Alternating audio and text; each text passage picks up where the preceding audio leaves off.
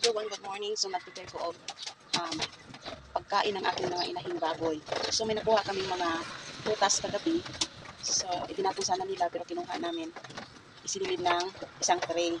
So may nakuha kaming saging at saka papaya. So ipapakain ko ito sa aking mga inahing baboy. So yan guys. Dito. Hindi pa masyadong magulo guys. Then itong banana. Then ako na siyang bibuhaan o ipanitan na ako guys. Ito. Kinuhaan ko na ng pala. Then ako na din siyang butangan og feeds. Sagulan ako og feeds. Dayon ipakaon din ako sa mga big. So makatipid ta guys kay gamay na lang ako ang feeds ibutang. Kay daghan man ang hinog na saging. So makasipsip kita kay mahal karon ang feeds baboy. So ako ana ni siyang butangan og feeds. So ito na guys. Ako na siyang butangan og feeds. So kay duha man ako ang anay, so kani isa og kana siya. So akong butangan og feeds para ready na din ako na siya ipakaon. Ayan.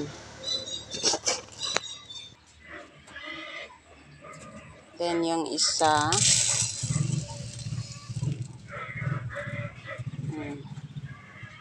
sa kana siya guys.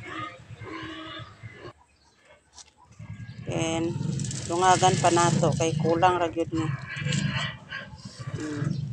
So ato na dayon siyang ilawog sa baboy. So nidaghan ang ila ang lawog guys oh. Busog na sila ani. So diyan na guys, ready na. Ready to eat na mo ang budik. Padaplin. Daplin dayon. Ay, mayabo. Na. Dami ka nilang kaon guys. Kay naay saging na hinog. So walay vitamins na akong baboy no. Mga ano lang ni akong ilawog ani nila. Mga prutas.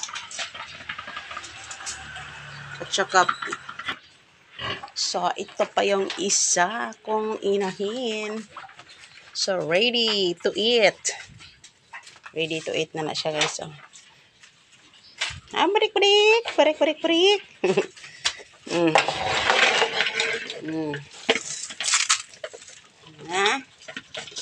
Busog ni sila guys. So pagkahuman na nila kaon, mangayo na po di sila og extra na feeds. So tagaan na po ni. Then before dayon mi mang lakaw kay mamaligya na po ni guys, mangita mi og sapi. So ayan.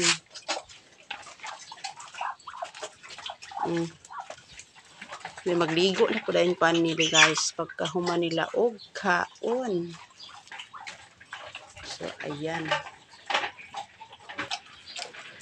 na.